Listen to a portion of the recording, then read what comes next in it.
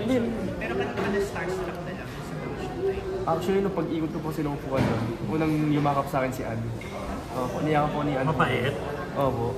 Parang niyakap po ni Ann nung nalaman niya kung OFW po. Opo. Ayun po, parang kay Ann. First time kasi nung first appearance ko po sa Showtime, wala po si Vice Ganda. Pero nung pangalawa, kasama ko din po si Vice. No. Kay Ann po ako na-surprise na. Ang ganda niya pala sa personal po. Kasambaw niya pa nung nilag niya po. Talbo. Oo. Pero may jowa ka ngayon. Wala. Mamate? Sa kwapo May kinakausap po meron. May kinakausap pero di pa siya di pa siya relasyon.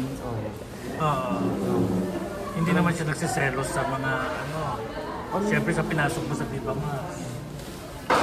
Kasi nag-uusap pa lang naman po kasi kami. Parang hindi pa mo Wala pa siyang karapatan. Oo. Nag-uusap pa lang parang ganun po. Paano kayo nagkakilala? Manager ko. Paano ka na-discover ni Tito Jojo? Actually po nung nasa ano po ako nung nasa tawag po na ito? Especially for you. Parang after ilang days po nun, may nag-refer po sa akin kay Tito Jojo. Ang doon na po nagsimula lahat. Sino mag-refer sa iyo? Parang kilala ko lang din po na nakilala na din po sa Showtime. Parang sabi ko, gusto po uwi lang po kasi dapat ako ng Korea. Pag wala akong makuha parang project or any management din sa Pilipinas, uwi na po ng Korea. So sabi ko, parang may nag-refer po sa akin, ito, sabihin mo Max. Sabi ko, okay po, sige po. Hindi to Jojo po. Doon pa nagsimula po lang. Pero hindi ka nagdalawang isip na magubad sa Viva Max parang. Actually, hindi po talaga, nung unang nalaman ko pa lang na i-refer ko sa Viva Max. Hindi po nang dalawang isip. Sige lang, go lang. Palaban ka? Parang gano'n kasi magagawa ko yung gusto ko na umarte, parang gano'n po. Oo. Bonus na lang sa akin yung mga sex scene, parang gano'n. Oo. Pero tinatablang ka sa love scene. I mean, nung po, may one time na tawag dito, muntik na matanggal yung plaster ko. Saan? I mean, kami dalawa ni Candy dito. Parang rehearsal po yun eh. Parang inaano pa lang yung direct na ito yung gagawin niyo, parang ganyan. Parang nagpo-practice pa lang po kami. Tapos parang inaano yun, tahan-tahan ka lang, masyado kang wild. Sabi niya, practice pa lang sabi ko. Tapos parang tumatama po yung ano namin. Tapos muntik po matanggal yun ako, yung plaster ko. Pero nung on set na po, hindi naman po. Normal lang. Kakaiba ba ang dating sa'yo ni Candy kaya muntik ng mga plaster? Siguro po. Iba rin po kasi dating ni Candy. Parang Bisaya rin po siya. Pares po may Bisaya na... Minsan sa set, nagbibisaya din po sa set.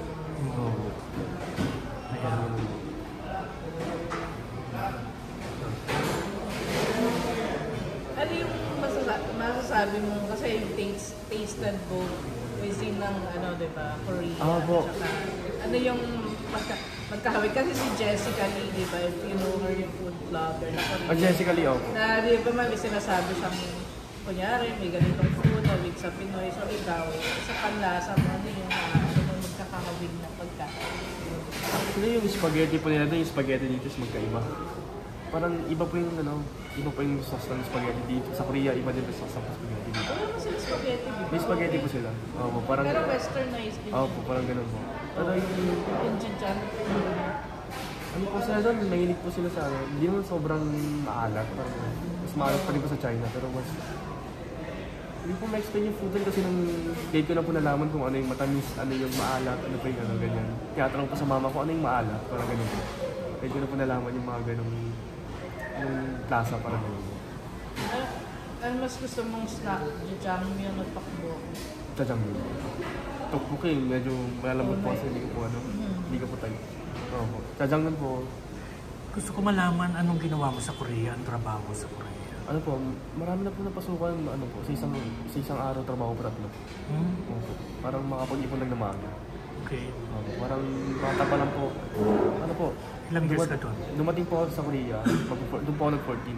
Okay. Tapos hanggang po, last year na po, November na po ngayon. May mga kasama ka doon na Pilipino, parents mo? Mama ko po. Okay. Tapos ate ko. Tatlo lang po kami. Asan na sila ngayon?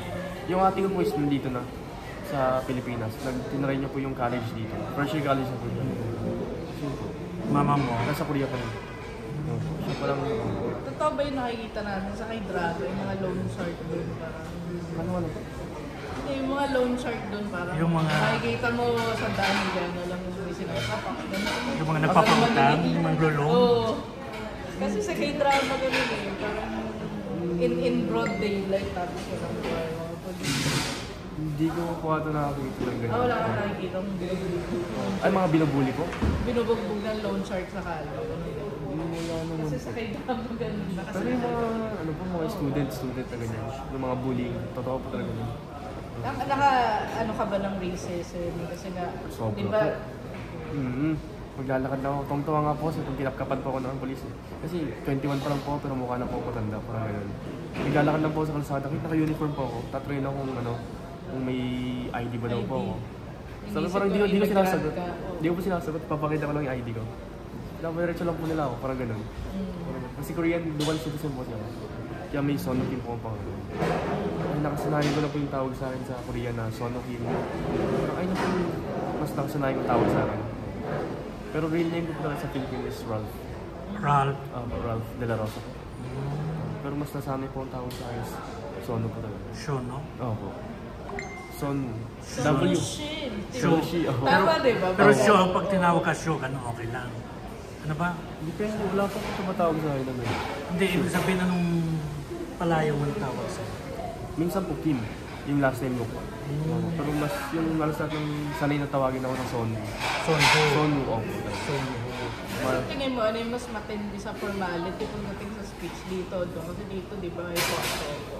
Sana observe mo. Kasi nakita ko sa K-drama, parang, Pinsasalta po di nila. ba, parang, alam mo yun, pag tinawag mo casually, parang hindi pwedeng basta ganun. Opo, parang Diba, kung mas may matanda edad po eh. sa'yo, parang iba po yun. Yung po nila is yo imnida, parang gano'n. Parang, sobrang magagalang po yung mga magagalang po lahat ng Korean. Sobrang magagalang po sila. Iba po sila, iba po yung culture po nila doon. So yun, imbita mo sila kailan ng showin ng movie. Guys, isang po dito. Hi guys, ako nga pala si Sono. Ako po dito si John Bert sa Dirty Ice Cream. Panoorin niyo po ang advance screening ng Dirty Ice Cream sa May 3 at mapapalabas pa rin po sa Viva Max ng May 10. Thank you po. Panoorin niyo po yun.